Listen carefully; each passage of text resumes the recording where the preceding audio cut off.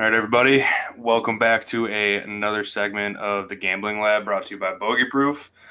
Tonight we got the full crew here. We got myself, TJ, Brian, and Paul here to talk a little U.S. Open and recap the drama and the pretty amazing Sunday that we had here at Torrey Pines this last week. And shout out Jon Rahm. That's where we got to start. I mean, just a ridiculously awesome finish and just absolute stones down the stretch, making these banger left to right, like, 15, whatever ish feet they were, 17 and 18. And just a stripe show of a day all around. I mean, coverage was sketchy at best, but the shots we did get to see around, like, he was rolling the rock and every iron shot, like, he was never up and out of anything. Like, everything was hit super well, super solid, started on his line. If anything, he got the wind wrong or whatever, something like that. But the swing was super, super solid, and he looked in control of his golf ball pretty much the entire day. So at the end of the day, I don't know if I'm all that surprised that he won, but it was awesome in the kind of the dramatic fashion that he did it. That's my quick take on the overall outcome there. But what do you guys have on watching on Sunday? To continue on the dramatic fashion, I mean, the whole COVID thing too, 10, 11 days ago, getting through that, just thought it was truly amazing. And he alluded to the positivity or the positiveness that his family had going through it. I think that's just something as you take away from, I don't know, life in general. I think that was awesome. I just remember watching that, and my father was sitting right next to me, and we looked at each other as like, that was a pretty well said after or post game speech. I thought it was great. So I think that's going to be positivity shed on a lot of what golf is going to go through. But I just thought in general it was great competition, great drama at the end for all of us. One thing I do want to point out, golf is a lot better ending when putts go in. We've seen a lot of courses that have been tough and it's a gauntlet out there, but it's really enjoyable when we get to see what Jon Rahm did. And then, like, we're even talking about Uwe trying to hole out for eagle to potentially tie it. Like, to have that thought process of it actually happening, that was cool. So those are some of the things that really stood out to me. But all in all, great tournament. Yeah. Yeah, dude, absolutely unreal. I mean, a couple things to kind of continue on that. I mean, it was definitely cool. We definitely touched on it, right? Motivation and athletes, dude, it's time and time again. It never stops. It is such a consistent thing when you're talking about the highest level of athlete, no matter what the sport, first of all. And yes, and it was cool to see Rahm really battle because he's definitely a guy, we've been watching him. We've had the pleasure, us four here especially, I've had the pleasure to watch him kind of since the beginning of his career and to watch him develop mentally. We all know, I mean, he's been, ever since he stepped out there, like he's been an absolute sick freak with a golf club in his hand. We've all known that. But to see him develop mentally and battle that way too, I thought was really, really interesting, right? I mean, he just outclassed everyone. He has this flair for the dramatic. Like somebody tweeted, I forgot who it was. It might have been sporadic. Actually, she was like, "That was a Tiger-esque finish," and I was like, "That is so well said." Like that's exactly how he would have done it. You know what I mean? Just like world-class putting after obviously striping long irons, which is just what Rahm does. He has this flair for making these dramatic, intense putts. Like these were not easy putts that he made on 17 and 18, but really to see Rahm develop mentally, I think we saw a lot. And I think him getting over the hump and getting that first one, it could lead to, a player of the year performance from Jon Rahm this year for sure. Yeah, I mean, go ahead, Paul. No, I was just say, getting his first major out of the way. I mean, I guess out of the way. I don't know if that's really. But yeah, I like he's got to be a favorite now to win the Open in next month. You can tell with him and again it kind of goes to the mental stuff we're talking about, the maturity that he's gotten the last handful of years, and like while also maintaining his fire and his competitiveness that he has out there. Like you don't want to put that away. Like you can't teach that to people, so you don't want to take that out of a person. But to be able to control it and make sure you're always using it to your advantage instead of letting it get in your way sometimes. And his maturity with the way he handled the COVID thing, his maturity on the golf course, right? I mean, he hit the ball so much better than everybody else on Sunday from like a just overall ball striking. Like everything started on his lines. There was nothing flaring, nothing hooking. Like everything was just hit so solid. And for 14 holes, he didn't make shit on the greens. And a Jon Rahm 3 years ago probably gets frustrated as hell out there and lets that kind of get at him. But he knew, like, he's been here before. He was ready for it. He's like U.S. Open, grind it out, just keep doing what I'm doing, whatever. And then, like you said, dramatic fashion. He once he gets to like 15, 16, whatever, and he sees everybody faltering around him on the back nine, he's like, now is my time to fucking come and take this thing. And he goes out there and bang 17, bang 18. And he knew how important those were with his reactions, right? Those fist pumps and everything. Like, it was just super impressive. And like you're saying, like, the way he did it by, like, it's not like he made everything this week, right? If he made a lot of putts, he probably wins by 5 or 6 and runs away with it because he striped it from Thursday to Sunday, like a top half, like top 3, 4 guys in the field for the whole week. So it wasn't a fluke by any means. And, he's, like you said, he's the world-class talent. So it's like, this is one of, I would think, many. Just the way he mentally is. And he seems to be really close with Phil, who's won a million times on tour. So he's got that. Yeah, he's got that, like this. It feels different, right? Like a guy like Hideki, he's been out there forever, won a bunch of times, and the Masters felt like that's his moment. He's done. Like not that he's done, but like that was his win of his career. This feels like one of many to come for Jon Rahm. It just I don't know how to explain that really well, like articulate that, but it just feels very different with him, where he's like, I'm not done here. And for Jon, it's like too, the mental part too also comes with experience. And I think I watched a clip from a while back of Kisner talking about how you deal with that pressure and stuff like that. And basically, it's about being there. I mean, you see it, like you gotta just keep being there. And I just looked up a stat. Jon Rahm's played in 108 events in his career so far and has 51 top 10 finishes. That's ridiculous. Okay. Now I know they're not all the Masters and U.S. Open. I get that. But that doesn't matter. Like you're down, how many of these events have we seen, these big time events where Jon Rahm is always there, whether he's backdooring a T8 or he's in third or he's always there. And like that experience, I think finally paid off for him. And then you match that experience with, I mean, God, does anybody hit the ball as well as him? I mean, like really, they don't. I mean, he's like, is he the best long iron player on the planet? I think he has to be. I mean, it is amazing. Still love. I mean, man, that ball on it, he birdied that 18th hole. In that iron he hit, that 4-iron, he absolutely smoked that ball, and that took a bad bounce into that bunker. And if that kicks left, he is a real good look, probably at eagle, and it takes a bad bounce, and it leaked. And I think he said the wind pushed it a little bit. Yeah. I mean, he striped that ball. That 4-iron from like 220 right at the flag, and it just leaked a little bit and stuck into that bunker. I mean, that was a perfect iron shot, man. Yeah. You guys saw that replay? There was no divot on that ball. It was like, I've never seen a ball hit like that in the 72nd hole of the U.S. Open. He is just smoking balls. Like, it is unreal. Unreal. And back to the mental to maybe close the loop on Rahm here, like, he gets that bad bounce, and Rahm 3 years ago throws the club in the air in the fairway. He's like, what the fuck? Are you kidding me? He's getting all angry. He's like, how does it end up there? Like, we've seen it, right? It happens. Blaming everybody else. You're right. Exactly. You're right. And everybody else. But now, him knowing the moment he's in and, been, like I said, been there 51 times in 108 events, which is bananas.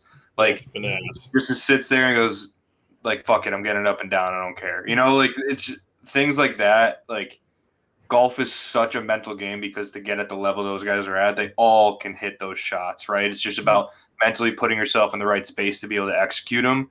And he just seemed to, like, not get ahead of himself, but also be very self-aware of the moment he's in and what he's doing and everything like that. Like, that was the biggest thing too. Like you mentioned, he's backdoored some top 10s and top 8s and majors and whatnot. But even at the Masters this year, he's like, listen, I know the result's not bad, but they're not competitive T8s. He's like, I don't want to be backdooring top 10s and majors. I want to be winning them. And to now see him come around I'm sure he's been saying it longer, but to come around 2 major starts later and win one, it's like, all right, this guy is like, this is the first of many. And it's impressive to watch how he, like, just all day on the back nine, or that whole back nine the last 2.5, whatever hours of coverage it was, an absolute shit show from every guy out there at one hole or another or multiple holes.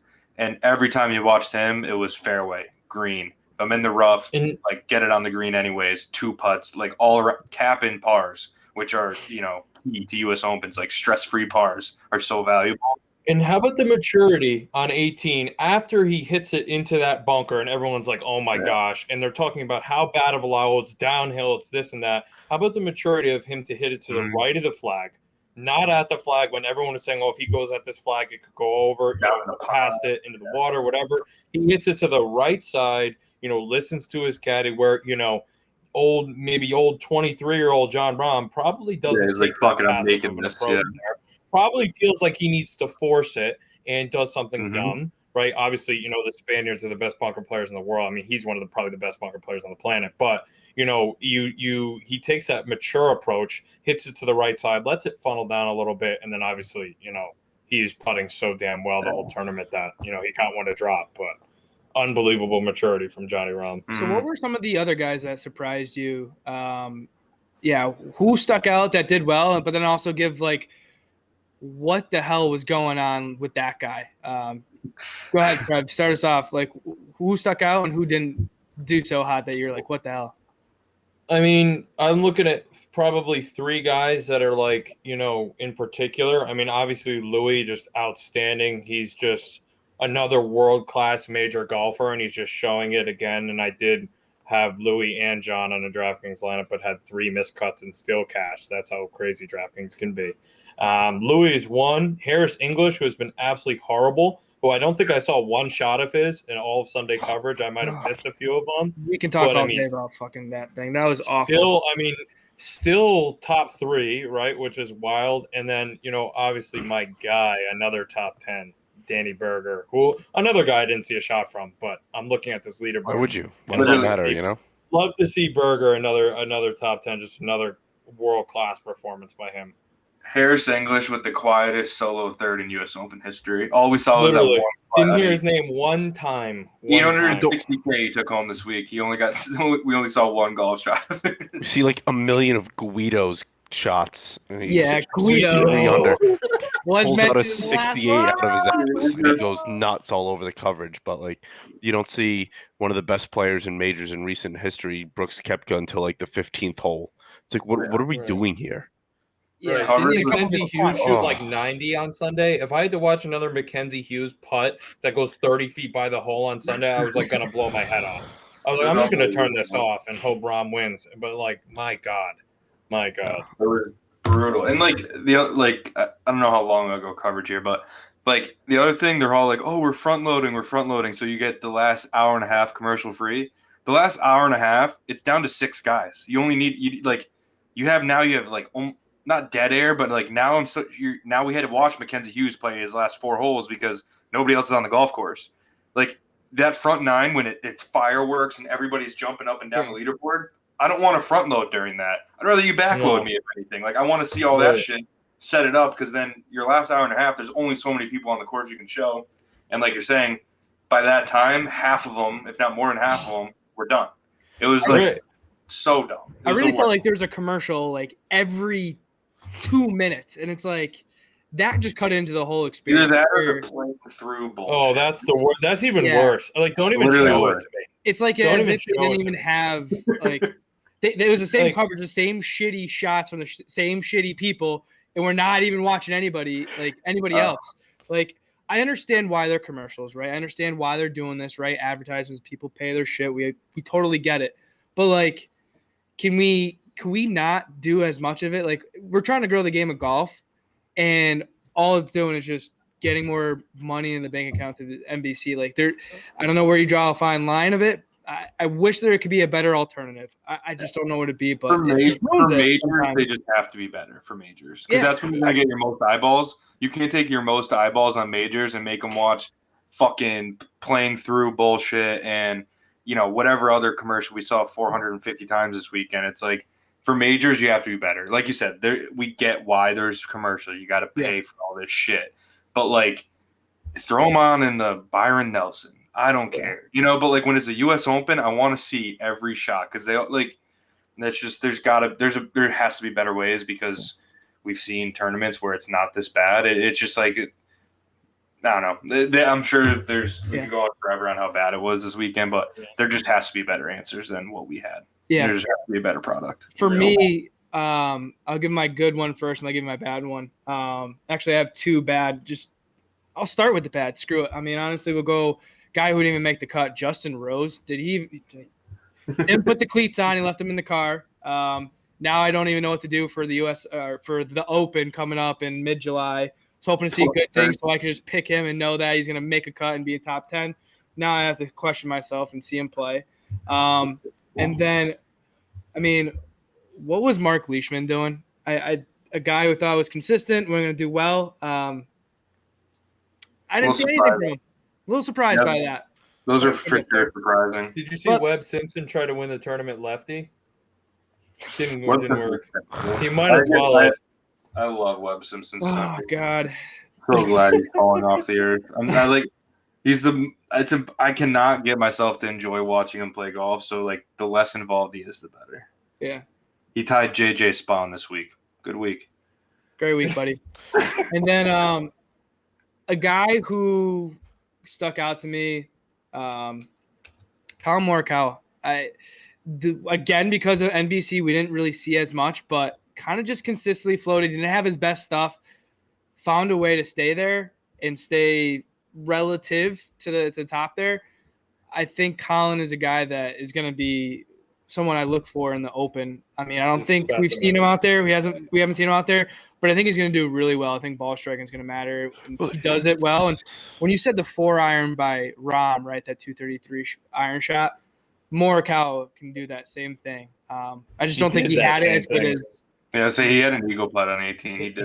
He absolutely striped a 5-wood or a hybrid or whatever from like 240 right on the green. It was unbelievable. The one shot I got to see of him was excellent. I'll give you that. Yeah. Probably 3-putted because his putting is literally the worst. But he did birdie. Bad putting. That was the one thing that might help him with the Open is the greens are usually a little slower over there. So he could have a better time putting because I know he definitely lost shots against the field putting this week. Oh, a ton. He hit the most greens in the field this week, and I mean he finished T4. It's not like he finished 20th, but to hit the most. Let's be a pretty good ball striker. Put the ball on the green, and some good things happen. Like TJ said, he's got the best like long iron game, like arguably with Jon Rahm, like some of the best irons ever.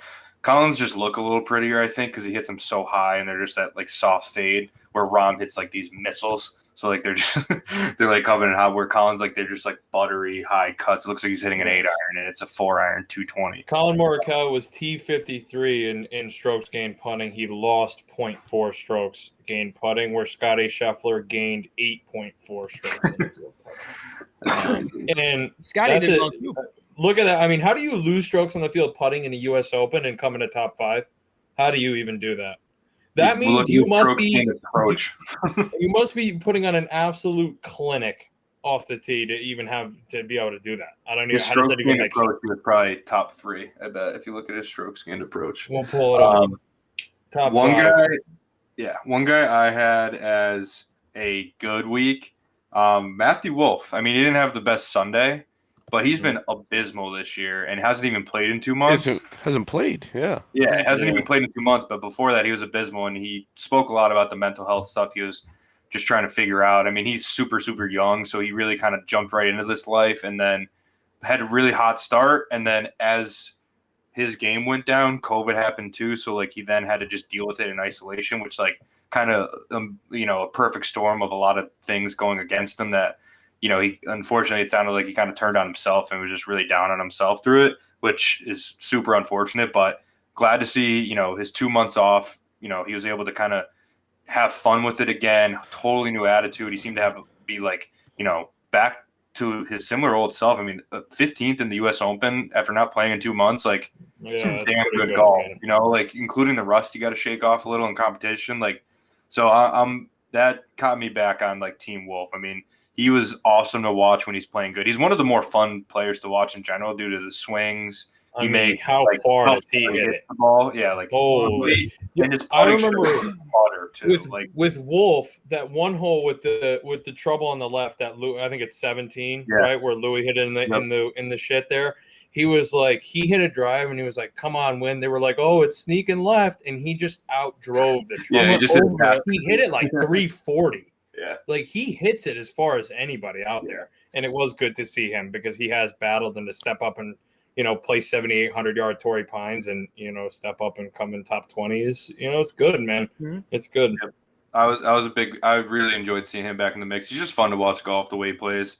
Putting strokes buttery. He hits it so far. The swing is obviously entertaining in itself, and he's very animated out there too. Obviously, the last few months hasn't been that fun to see him animated, but when he's playing well, I mean, he talks, he engages with the crowd, like he's bopping around out there. He seems to be having a good time. So that was my big love to see. That was my highlight of like my good. And then I guess going to the bad. And this one's bad with an asterisk. Rory, he hasn't even been in the mix in a long time, so it was good to see him actually have a very legitimate chance in a major, starting with the back nine on Sunday. I guess starting in the beginning of the day, but his putter just sucked. He hit the ball so well on the front nine and made nothing. Like he made a 30-footer. He made a 30-footer on 4 or 3 or whatever, but that was after missing 8 feet on like 4 fucking holes. He easily could have shot 3 under conservatively, and he shot 1 under. If the holes he could have shot 3 bigger. or 4. Yeah, he could have shot 3 or 4 on the front, easy. Made a really good par save on 10. Striped and played 11, missed a shorty. So now could be 4 or 5 under in the day, and in the lead by 1 or 2. And then on 12, stripes a 5-iron, long-ass par 3. Stripes a 5-iron, perfect spot, middle of the green.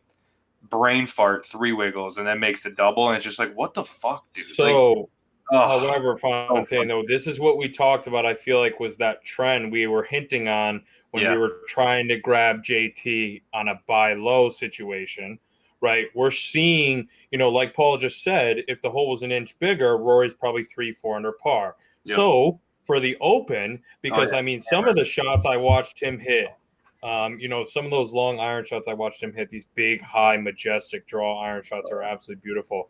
I want to see him at the Open really perform, and I think maybe at the Open is a good situation for him to kind of come through. So that definitely could work. I say bad only because it's like he hasn't had an opportunity like that in a long time, and for him to it's not like he got beat. He beat himself because he was at 4 under at the time.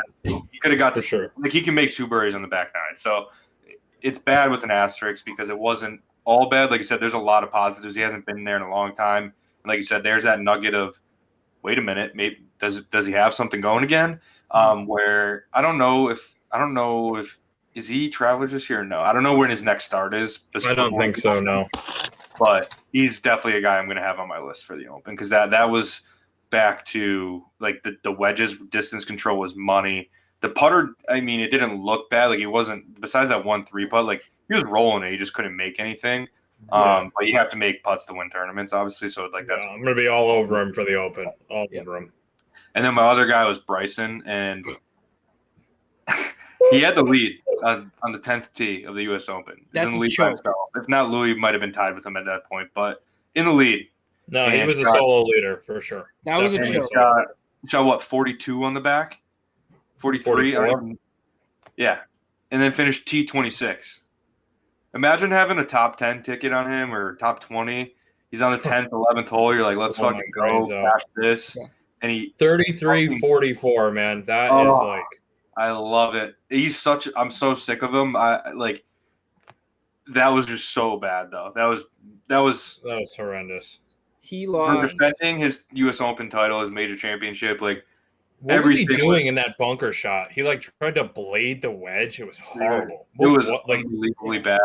It's so bad that I enjoyed it because I'm not a big Bryson guy. I think he's just obnoxious and very phony and always shoving this oh, I'm the science guy. Like he's just like annoying. Like I don't know. I don't enjoy him. God, if you heard him in that press conference for that match thing, he sounded like such a dick. It was actually unbelievable. Exactly. Like I don't know. He's my just God. I was like, so I loved watching whatever the fuck you want to call that back nine. I was like, yeah, fuck you, buddy. Like every single shot I was like, nice, good shot. Like so sick, dude. bad.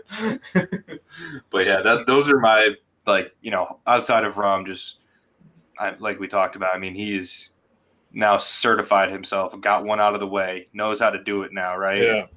Watch out. I mean, One more guy for me too is a guy who I literally can. First of all, I never get this guy right, and second of all, I can't stand him. But I mean, Paul Casey, another top 10. I mean, he's a damn good player. yeah, Like he's a damn good player. He hits iron when he's grooving, dude. He hits irons as good as anybody, and can kind of pound Yeah. it. He can kind of get it out there pretty good.